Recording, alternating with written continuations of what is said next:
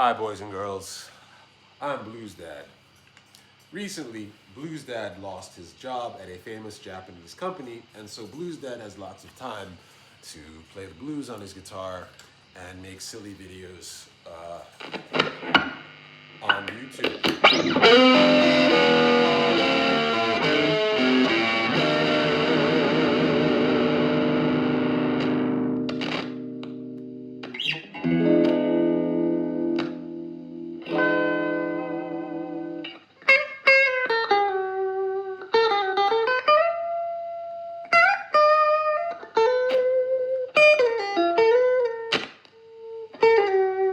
Yeah, I gotta fix this old guitar I've had since Blues Dad was just Blues Boy, you know. Blues Dad he didn't even have sex when he got this guitar. I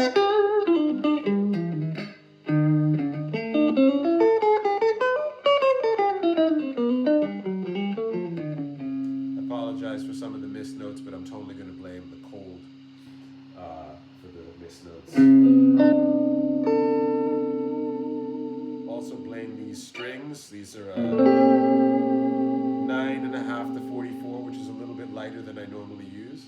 I watched some other guitar players' video about guitar strings recently and decided to try lighter strings, knowing full well that lighter strings don't sound better and they don't stay in tune better. They're easier to play for sure, but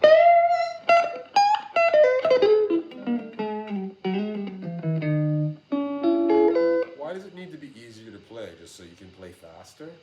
Anyway, today I want to talk about this Peavey amp that I've got here. It's a pink stripe Peavey Blazer 158.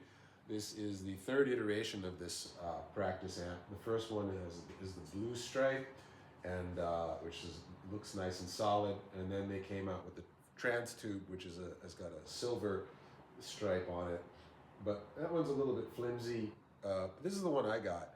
The story behind this amp was I had a Mesa Boogie Studio 22, and my neighbors were complaining, and so I got rid of that, and then I got something called the Little Nilly, which was an interesting little tube amp, but it only had a 6-inch speaker in it, so I had to get an external cabinet for it. And once I plugged it into that, even though the amp was rated at only 1/4 of a watt, and when I say 1/4 of a watt, I don't mean 1 watt, I mean 0.25 watts. That was the official power rating of the amp, which was surprisingly loud, and especially if you put it through a high sensitivity speaker, which I did.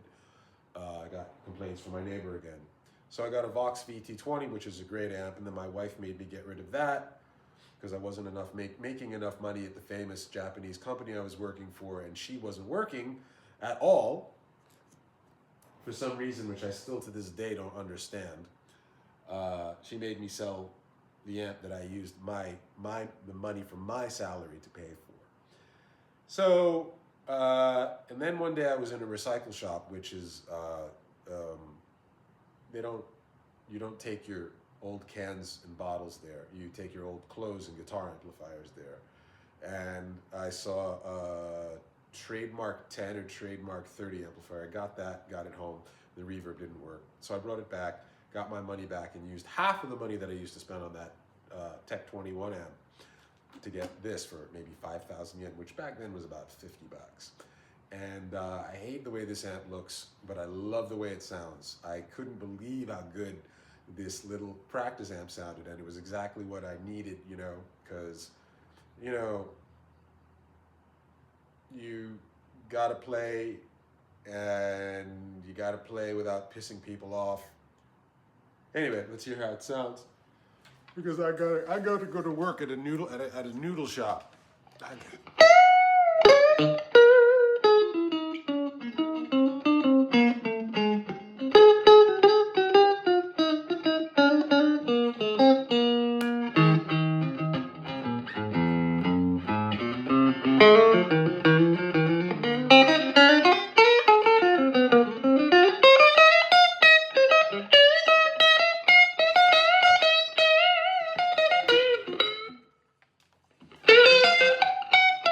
That's funny. Did you see what just happened? This like went into the inside of my leg and made the guitar go sharp. Ha.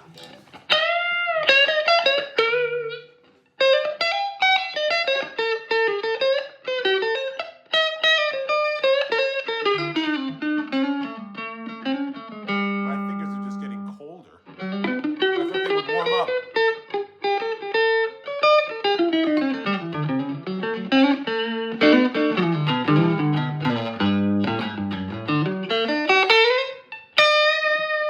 This amp is full up. It's full up. And if I shout, you can hear me above. I got a loud voice, you know, by the way. Can you hear me talking? Can you hear me talk? No? You can't hear me talk. You don't want to.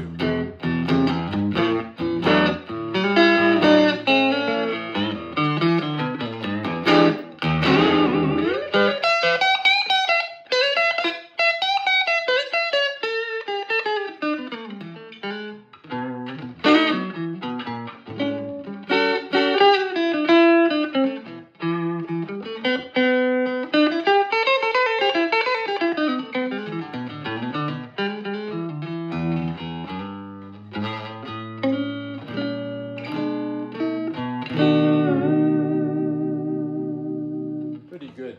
Let me take it down where I usually have it. You know, I mean, there's like a sweet spot on the volume control where an amp is going to sound good, and I think that's it.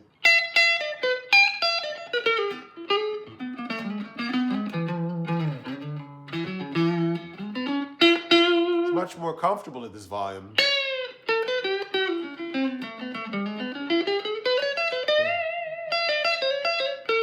I'm not afraid of anyone going to come in and say, "Urusai!" That means shut the fuck up in Japanese.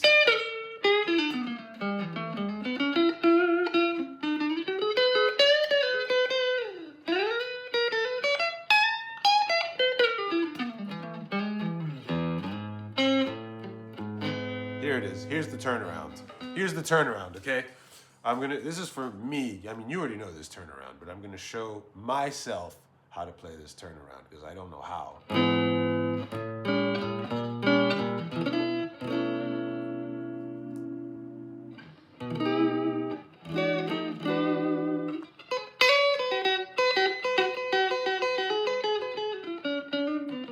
Isn't it nice to hear a bad guitar player? There's so many good guitar players on YouTube, but isn't it nice to hear a bad one like you and me every once in a while?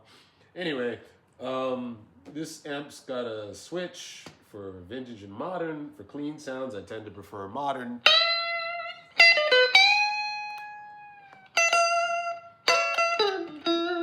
Turn it up a little bit. Sounds pretty good here.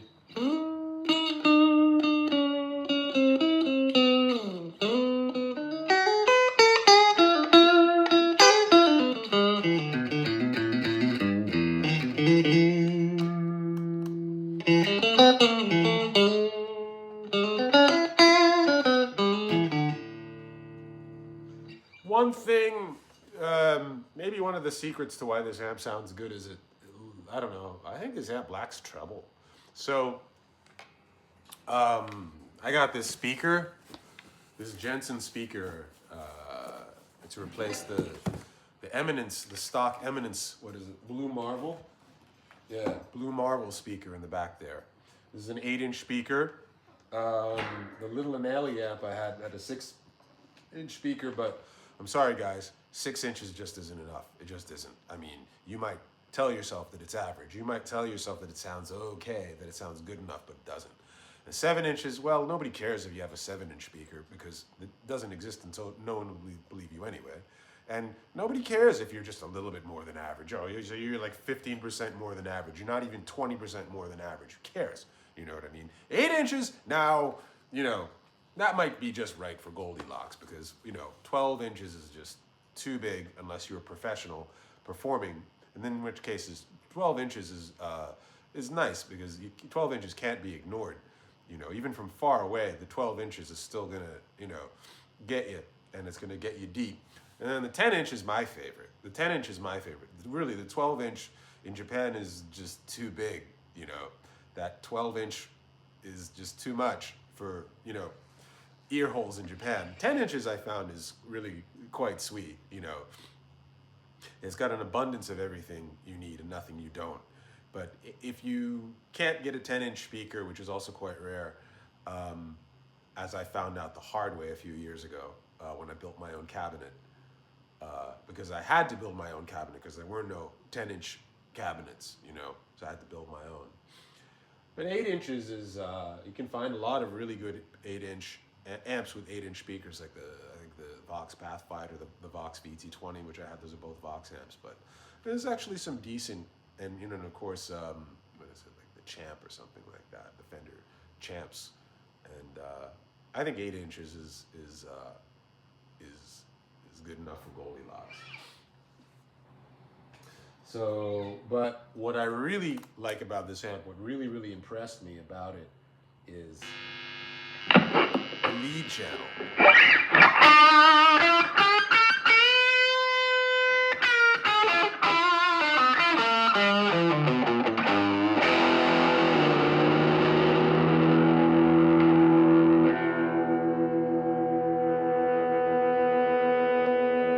I'll switch that back to modern.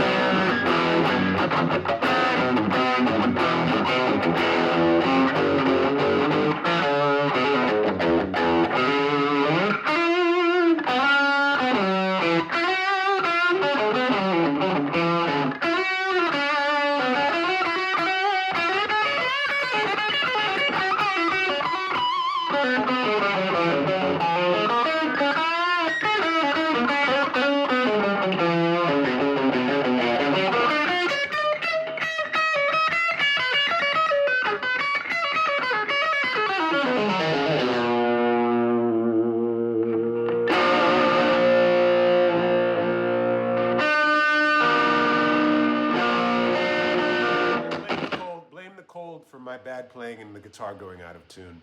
Totally, you should blame the cold. I'm not going to take any responsibility for that. No, it's not my fault. It's not my fault. Anyway, if you can find one of these amps, get it. There's a new version out. My buddy John got the Peavey Blazer 258, and that's got a 3-way switch. So if you want to get even more like metal kind of sounds, there's a switch for that. That amp sounds, yeah, a little brighter. It's like whatever was good about this amp. Peavey's a great company. This brand has been ubiquitous since I was not even, before I was a blues boy, but you know, like blues junior high school kid. Anyway, yeah, and the reverb is actually pretty good. You know, it's nothing. I mean, it doesn't sound bad. Basically, this amp doesn't really sound bad, which is, I think, all you can really expect from a small amp. You just don't need it to sound bad. Unfortunately, when I tried to upgrade the speaker, it did sound bad. The clean sounds got better, but the distortion sound got worse. But this is a brand new speaker. It hasn't been broken in yet. So I'm gonna do a follow-up. I'm gonna actually put the speaker back in and break it in using a speaker break-in CD from a company called Ear Candy. I don't know if they're exist anymore. Something I got on Reverb, you know, just a couple of years ago. But I'm gonna give that a try, and I'm gonna do a before and after. Actually, I think for my next video, I'm gonna do a before and after the speaker break-in. So that'll clear up some myths about speaker break-in, and it'll also answer a question for some people who already have this amp or are thinking of getting it. It's like, well, should I upgrade the speaker? Yeah, upgrading speakers is fun. Should I modify it? Yeah, if you like modifying stuff, do it. That's part of the fun, tinkering with stuff and seeing how it changes. You know, learning is fun for babies and kids, and it's, you know, it's fun for me too, because I'm a baby and a kid, and I guess that's why I lost my job. Anyway, I want to try to wrap this up right now, 15 minutes.